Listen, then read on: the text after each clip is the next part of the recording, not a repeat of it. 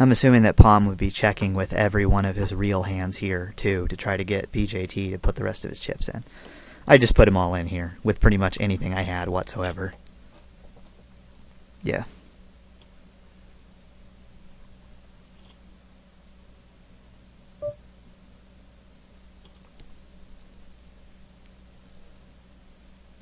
Once again, on Palm's blind, I'm not really looking to play hands. I'm really not. Queen 9 5 3. Once again, he's about a 6 to 4 favorite here. Okay, well, looks like we're in the money. And now that we're in the money, people are going to start playing hands. They're not going to care as much. So, this situation, I'm actually just going to give him a walk with the Jack High, because he's going to be re-raising every single one of his playable hands. 9-6, it's not even worth raising.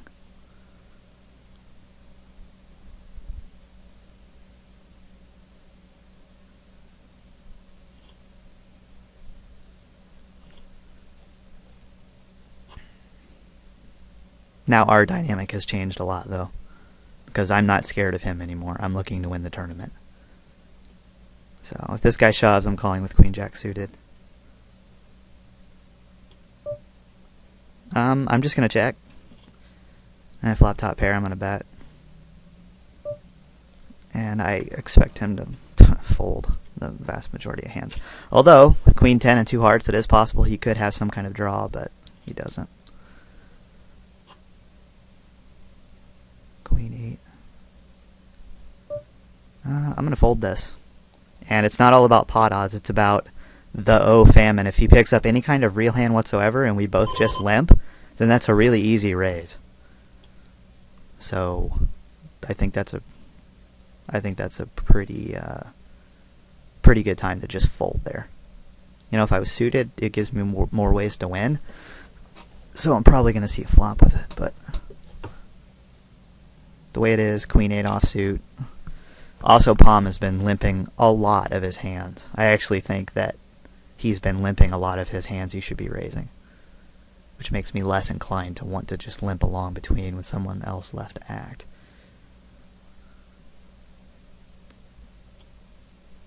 By the way, my note on this guy about him getting his 1 is irrelevant now that we're at this stage in the tournament. Because, oh man, I always look for excuses to raise on the button in three-handed situations, but it's just not quite enough hand. But yeah, his note of getting his 1 is irrelevant at this point. We're far enough along in the tournament that the blind structure and your chip stack is really all that matters. I mean, we're into a game of mathematics now. That's pretty much all there is to it.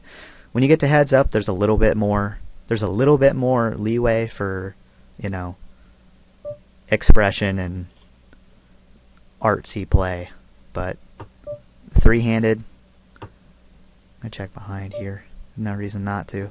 I'm just going to go ahead and bet minimum here. Picked up a gut shot, and I have 2 live cards, probably. A 4 pairing is an interesting card. Now, he might have been floating me on the turn with absolutely nothing whatsoever, and now he's just betting to hope that I fold. But he only bet 200. That's a pretty sick call if it was Jack High and I was right, but he probably has like... He probably thinks he's bluffing here with like a King 10. And in actuality, he has the best hand.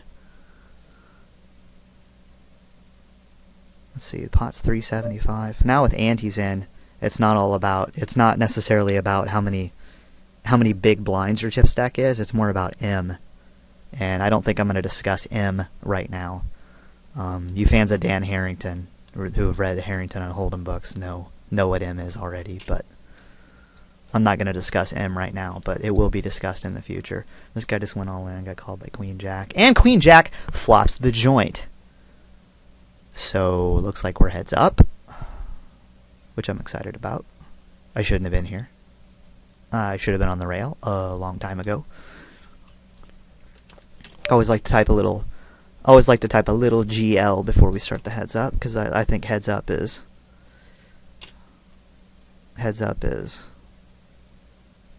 intimate, let's say. Now the check here, I'm just going to go ahead and fire right out. I have no reason not to. Huh. He's just gonna click back min raise me, huh? Alright, we'll let it go. But that's pretty much the last hand I can afford to fold there. The blinds are really high compared to our chip stacks at this point, so I might not actually get to play much heads up here. We'll see. This is pretty standard. I got 9 high. The flop comes fucking crazy. Alright. I pretty much raise every button, and it really doesn't matter what I have. You're playing heads up, it's all about position. So you will see me raise virtually every single time I have the dealer button in front of me. And also raising every single time you have the button has the added side effect of your opponent folding pre-flop more often.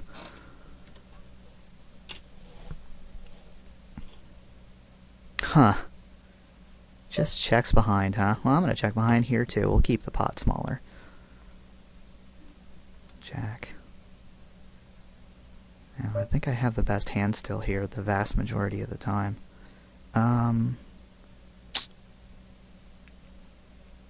Huh.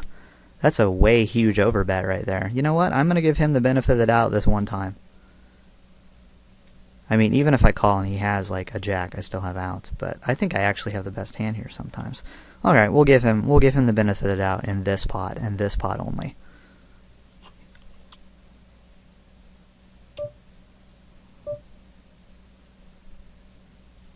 I wish there was a little bit more play to these things, because I feel like my heads-up advantage is, like, not an advantage when there's no room to actually play any hands. You know, when he picked up a legitimate hand, the very first hand I tried to play, it's kind of hard to do anything. Okay. King 6 will be. Yeah, you know what? I'm just gonna start shoving buttons instead of raising. I'm going to start shoving every button instead of raising until I pick up some chips here. And then he kind of has to have the hand. Obviously, I'm calling that. Fucking terrible flops.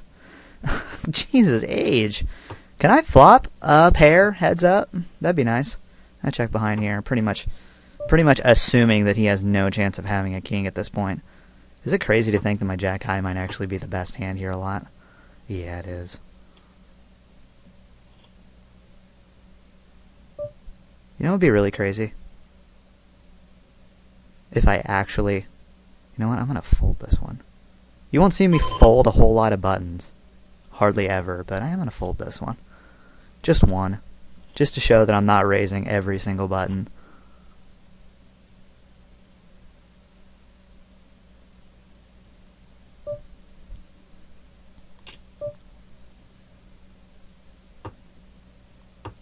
Huh. Okay. Well, I am going to bet here. I mean, I guess if he was slow playing something, then I guess he got me with a lucky river, I guess. But there's no way I'm folding top pair here, I don't think. I mean, I could. I mean, if he shoves over the top, I guess I will. Huh. Well, he's either got absolutely nothing, or he's got an 8. Well, that's why I bet the river, so that I could fold a raise. Otherwise, I would have check called. So, yeah, well, I don't give him credit for being good enough to bluff there, unfortunately. So, if he was good enough to bluff there, then, alright, well, he's 3-2 favorite.